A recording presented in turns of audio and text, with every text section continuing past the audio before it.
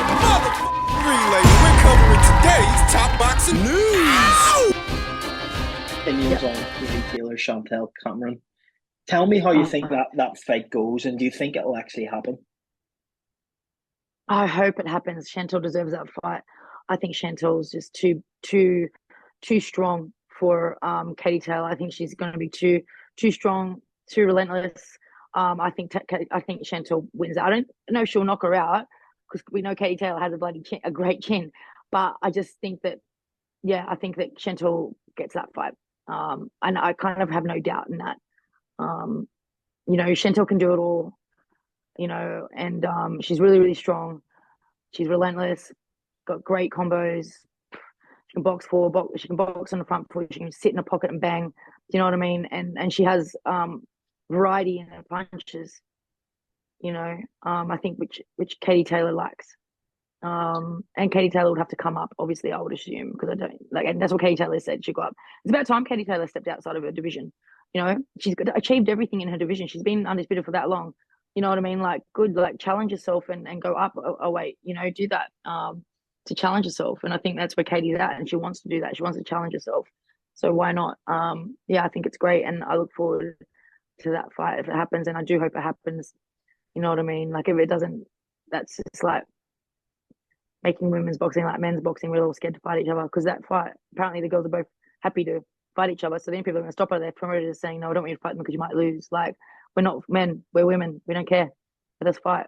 That is current reigning IBF bantamweight champion Ebony Bridges broaching the subject of what could be Taylor versus Cameron. Taylor versus Cameron at 140 pounds for all of Chantel's belts at that weight, not Katie's. Usually Katie is playing the role of the defending champion. She's challenger in this one, and Ebony actually likes Chantel Cameron to win this thing. She's got a great boxing mind, Ebony. Great boxing brain. I've spoken to Ebony on a number of occasions, and she really is a student of the game, a student of the sport. And as stated, she likes Chantel Cameron's chances in this thing on the premise that she likes Chantel's shot selection, her aggressiveness, her power, and the fact that in the fight, she will be the naturally bigger woman than Katie Taylor. Chantel Cameron, she may have started out a lightweight like Katie Taylor started out a lightweight, but a number of years ago, she moved up to super lightweight, and by now, she's fully acclimated to that weight. She is a 140-pound fighter. Does she beat Katie Taylor, though? Ebony Bridges seems to think so. There were some who were disappointed that Katie Taylor made the decision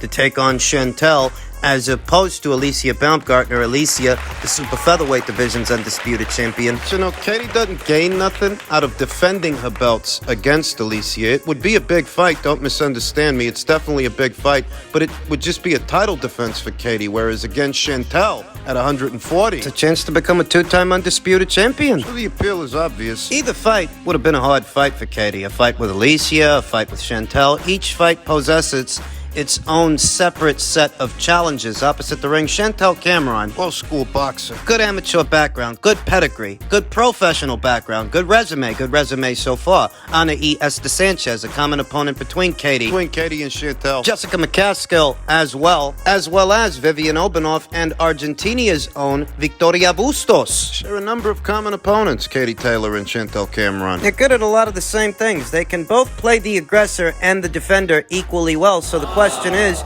who's going to be aggressor in a fight between them? I happen to think, given Chantel Cameron's size and her spite, her mean streak, which is consistent, I think she'd be the aggressor in a Katie Taylor fight, and Katie would be the defender. I feel like Chantel would try to outmuscle Katie Taylor because she knows that she's bigger and she knows that she's younger. Perhaps stronger as well. To the eye, Chantel Cameron's punches do look heavier than Katie's. Heavier, albeit slower. So if the question is, who's going to be the aggressor and who's going to be the defender, I think Chantel Cameron's going to be the aggressor. Very aggressive. Ebony Bridges stated that Chantel Cameron shows a good variety of punches. A better variety of punches than Katie Taylor. I happen to think she's right. Jab, the straight right hand, the right cross. Body shots, couple of hooks downstairs, uppercuts up the middle. I do happen to think that Chantel Cameron, at least these days, she shows more variety than Katie. Many years ago, Katie Taylor used to throw shots to the body. She doesn't do that as much these days, whereas Chantel still mixes up the punches. Katie Taylor, over time, Her flurries, her combinations can sometimes become repetitive, monotonous. Because she's so fast, because she fights in bursts,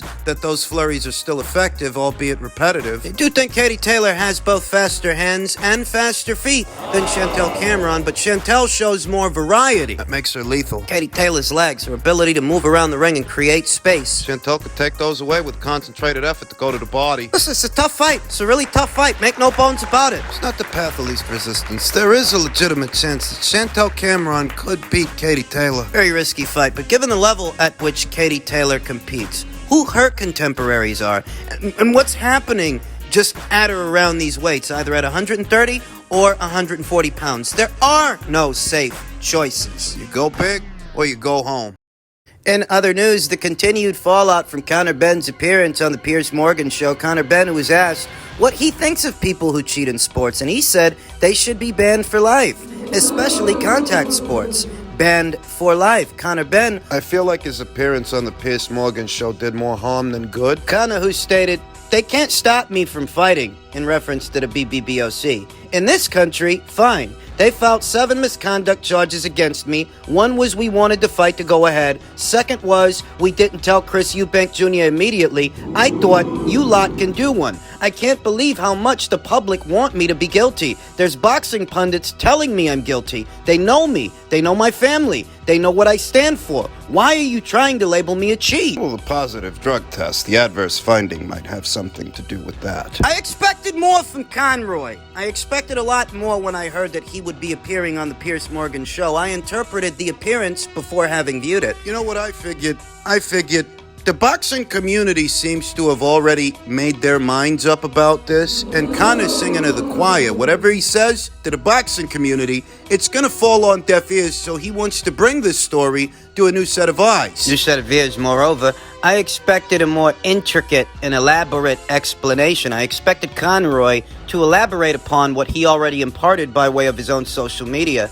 And he really didn't do that. He kind of stonewalled Piers Morgan when Piers asked him outright, why don't you just go stand before the board and show them what you showed the WBC? Kind of said he didn't want to. Something about his pride, how he was treated by the BBBOC. And that will not suffice. If Conroy really wants to clear his name to the boxing community at large, he wants to be viewed as an innocent man who's all entangled in some kind of jackpot, that none of this is his fault. Gonna need to do better than that. To standing before the board and awaiting adjudication, it's likely because he doesn't feel that his research, his independent research that he paid for out of his own pocket, he doesn't feel it will be enough to clear his name. And if the BBBOC decide that they want to suspend him anyway, that could hamper his movements moving forward. If he's already suspended by one commission, a major one, if adjudication is reached and a penalty is dispensed, that may hinder his ability to get a boxing license moving forward with another major commission, say the New York State Athletic Commission or the Nevada State Athletic Commission, if he ends up getting suspended. Thus, he hopes to circumvent adjudication and go around it. He hasn't been suspended yet, you understand. He willfully gave up his boxing license before he could be suspended, before adjudication could be reached. Now he's confirmed that he is planning to sue the BBBOC for the full loss of earnings and damage to his reputation following his positive drug tests because the board shouldn't recognize VADA. My previous video, we talked about how Conor Benn has no plans to box in the United Kingdom in the immediate future. He will be boxing abroad. In all likelihood, his very next fight will be in some other territory under the auspices of some other commission and their jurisdiction. Why is he suing the BBBOC? Because at some point he hopes to return to the United Kingdom. At some point he hopes to box in that region of the world. It's a lot more simple than it sounds.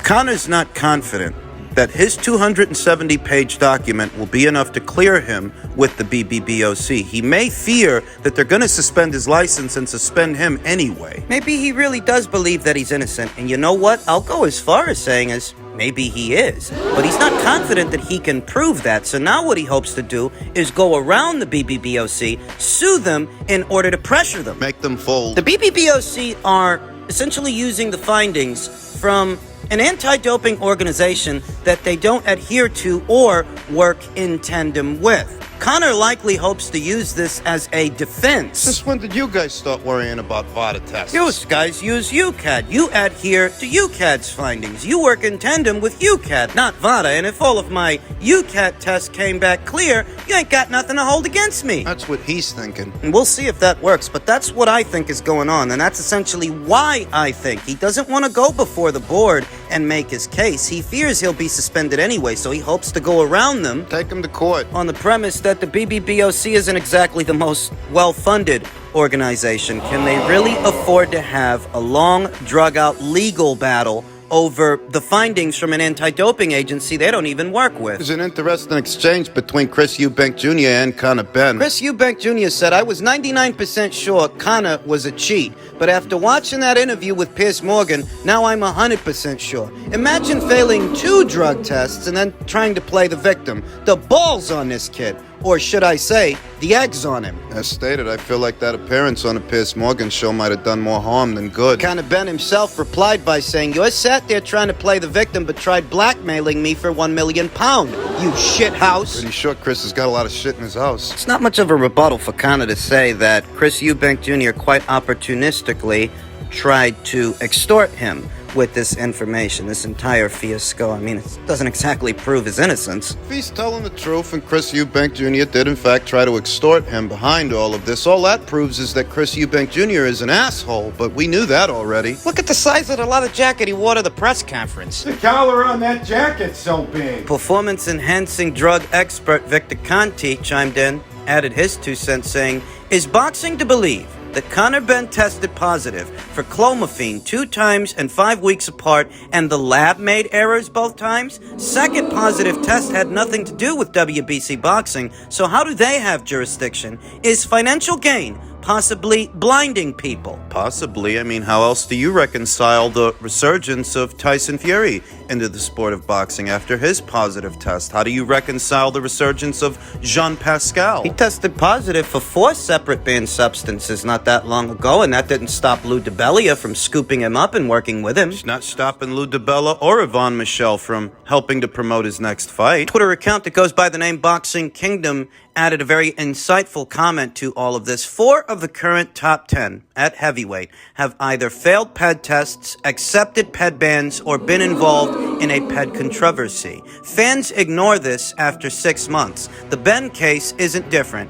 Be consistent. The system is broken. Conor Benn might never be able to prove his innocence. He might not. The saving grace for Conor is that the boxing community at large is a lot more fickle than he realizes. Maybe the best thing he can do is keep his trap shut and give it time. And finally, the men's heavyweight division, per a tweet from Michael Benson, Alexander Usyk's promoter, Alexander Krassyuk, has now declared that they've offered Tyson Fury a 60-40 split to the winner. That kind of deal. But Fury turned it down. Negotiations are ongoing, and Krassyuk said, we want to make it happen, but if he doesn't want it, we can't make him want it. And that is the prevailing opinion in some circles, that Tyson Fury's never fancied this fight. Defending Tyson Fury at this point seems reliant on 2 things. 2 things primarily. The ability to be obtuse, Irrational, unreasonable. and removing all context from the conversation. Alexander Usyk's promoter, Alexander Krassyuk, stated, what can I say? We are ready to go. Maybe someone wants to avoid the danger and stay in a comfortable position. I don't know, and I really don't care. If Tyson doesn't show up, we still have the belts. We're not asking for a figure. We are asking for a split, and probably the split doesn't work well if someone is asking for a figure. And I can definitely say that it's not our party. Tyson Fury. Everybody knows it's Tyson Fury. Even as fans, the point of contention is whether or not he's in the right to do so. Should his entitlement hinder this fight? Are his feelings of entitlement more important to the fans than the fight itself? If the fight collapses and it don't happen, is that what you're going to tell yourself, that Tyson Fury was in the right? Is that going to make you feel better? Would you prefer to be doing that or seeing these 2 guys hash it out? It's a question. It was just the other day that Frank Warren spoke on all of this, saying, we're none the wiser. You need the agreement of both boxers to make it happen, and at the moment, we haven't got that. I have a pot and I can only pay what's in it. If it's not enough money, then it won't happen. happen. The fight ended up being moved from Saudi over to the UK on the premise that, reportedly, the Saudis couldn't get the location for the matchup on time. Most people don't seem to believe that. I myself don't believe that. If anybody can deliver on a deadline and has the resources to do so, they do. And they offered up more money for this fight. According to Bob Arum, they did. They offered up more money for this fight than the fight is worth in the United Kingdom, but the fight got moved anyway. If money is such an issue, you should have stuck with Saudi and waited for them to do it, since they would have offered you more anyway. Either Tyson Fury wants to unify this division, or he doesn't, or it's just simply all about money. It's not about the credibility of what he's actually going to do, and we're not going to see undisputed. I would say, I keep saying within a couple of days we'll have an answer. It's not going to go past the end of this week, that's for sure, because we're the proposed date is the 29th of April, and we have to we have to contract with the venue and so forth to make it happen. So the bottom line is it's about money. You know that the Wembley fight is worth 60-70 million quid. There's a distribution issue. If this is a genuine fight and people want to have it, it tells me they don't want to have this fight.